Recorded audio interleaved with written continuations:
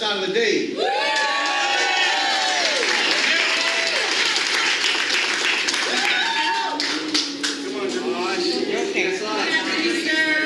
Tell the truth. Tell the truth.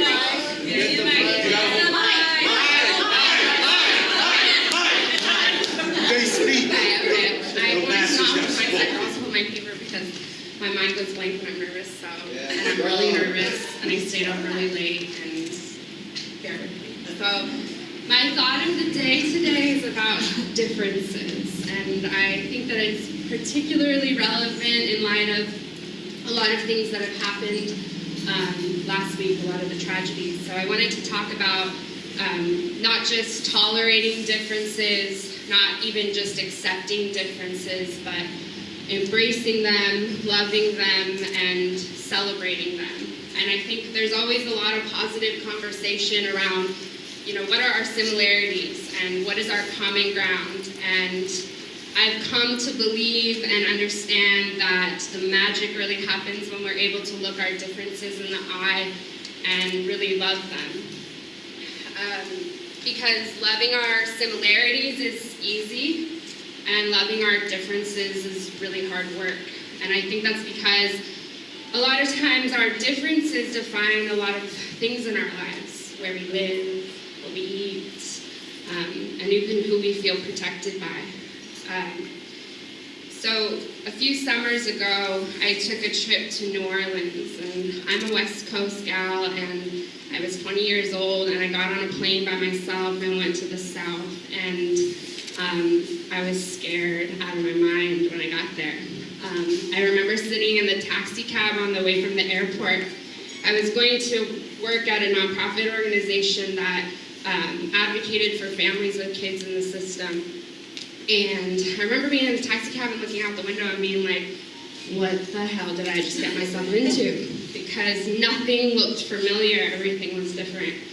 The first week of my trip, I stayed with the executive director of the organization, and she let me stay in her home.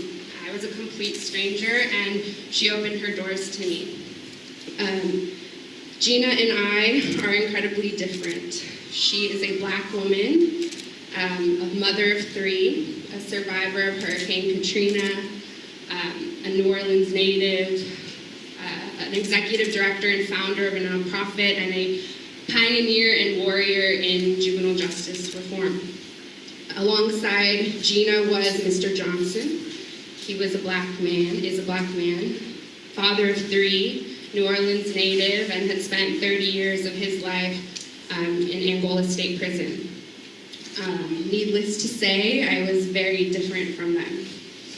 And I spent the first part of my trip trying to connect based on my sameness, trying to find what are our similarities and how can I be more like them and show that I'm the same. And the truth was I wasn't.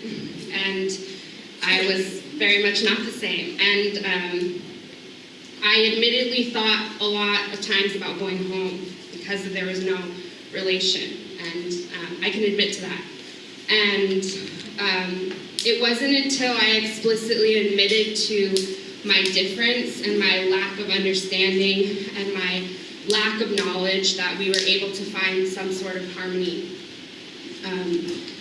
We were able to not focus on our similarities and instead learn from our differences and learn from our unique stories and experiences. And I became aware of my privilege more than ever during that experience. And I wouldn't have been able to do that had I focused on the similarities. And that was okay. And our magic happened when we were able to focus on our differences and hold them up and celebrate them and love them. And I challenge everyone in this room to look around you and look at the people who are different from you and walk out these doors and look at the world and see the people that are different from you and truly see them and see their differences and love their differences, embrace them, and celebrate them. Thank you. Yes, ma'am.